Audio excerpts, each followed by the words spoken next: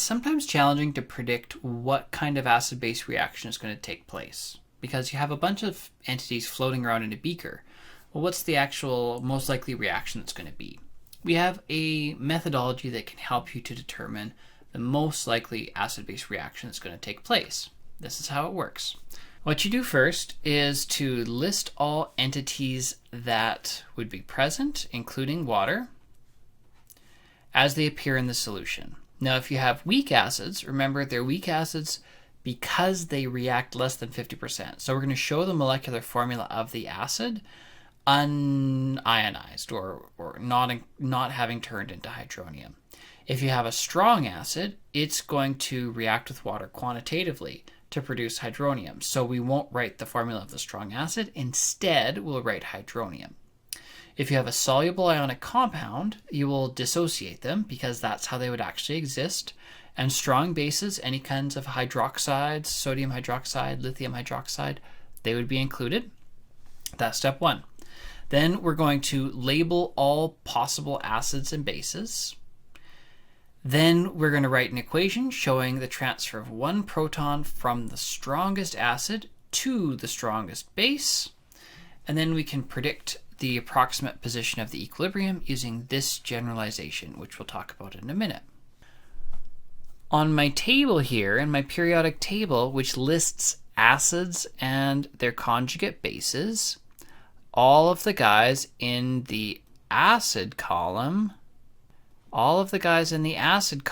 are acids.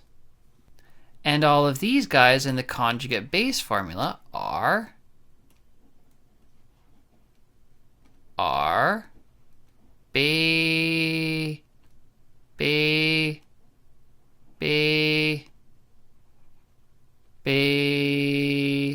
oh, we got an A. Bases. That says bases. You're going to take my word for it.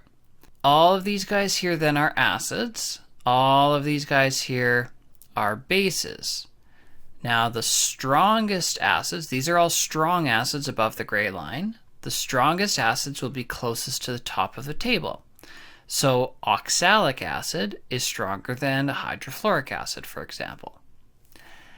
If you are a really strong acid, this is a fairly strong weak acid, then your conjugate base is going to be a weak conjugate base. So the strongest bases are going to be at the bottom of the table. So if we keep going down the conjugate base row, the strongest base is down here. So what I like to do, I'm not going to try to write on this anymore, so I like to label strongest base down here next to hydroxide. Help me to remember that this is my strongest base. And my strong acids are up here. These guys are all strong acids. So when you're deciding who the strongest acid is, it's the acid that's up highest on the left side in the acids column. The strongest base is the base that is lowest on the right-hand side. So let's try an example here. Predict the reaction when aqueous sodium hydroxide reacts with vinegar. Okay, so we have aqueous sodium hydroxide. So let's list all the things that we have. We have sodium hydroxide that is going to dissociate because it's high solubility. So it's going to dissociate into aqueous sodium ions and aqueous hydroxide ions. We have water around. And it's reacting with vinegar, which I know contains acetic acid. And that's a weak acid, so I'm not going to dissociate it. I'm going to write it as CH3COOH. Now, the next thing I need to do is to identify potential acids and bases.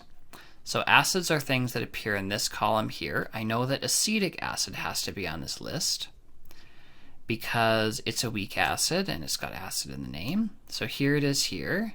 So I could write maybe an A on top of that just to kind of show myself that this could be an acid.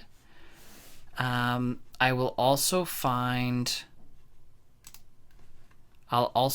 water on my list. Water is potentially an acid. It's a really crappy one, but water is an acid also.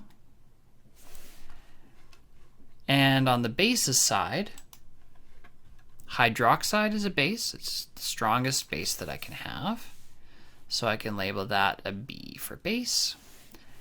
And water is a base also. It's a really crappy base, but it's a base there.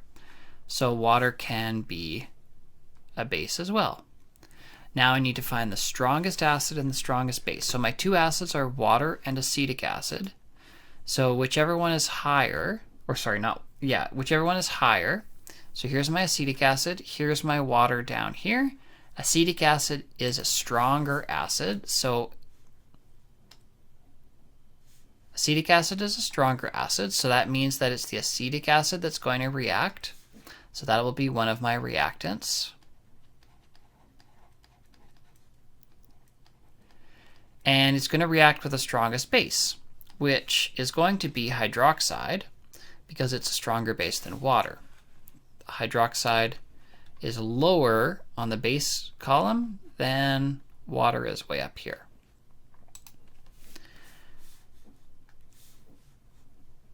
So it's reacting with hydroxide, aqueous. A hydrogen ion, a proton, gets transferred from the acid to the base. So we just have to think about what that's going to form. The acetic acid is going to turn into its conjugate base, which is the acetate ion. Hydroxide is going to turn into its conjugate acid, which is water. Now, last thing I can do is to predict the approximate equilibrium position. So it will be products favored if the strongest acid is higher on the table than the strongest base. That means that the proton will be transferred and it will be products favored, at least for the most part. If the acid is relatively weak and the base is relatively weak, so the acid is below the base, then it will be reactants favored. Neither of them is particularly good at giving away the proton or accepting the proton, so it's going to be reactants favored. So let's see where my acetic acid and my hydrogen end up falling. So my acetic acid was up here, my hydroxide is down here, so this is downhill, a strong base, a medium acid, but the acid is above the base. So that means that we're looking at this scenario here, and this guy will be products favored. So I can put a greater than 50% over the arrow.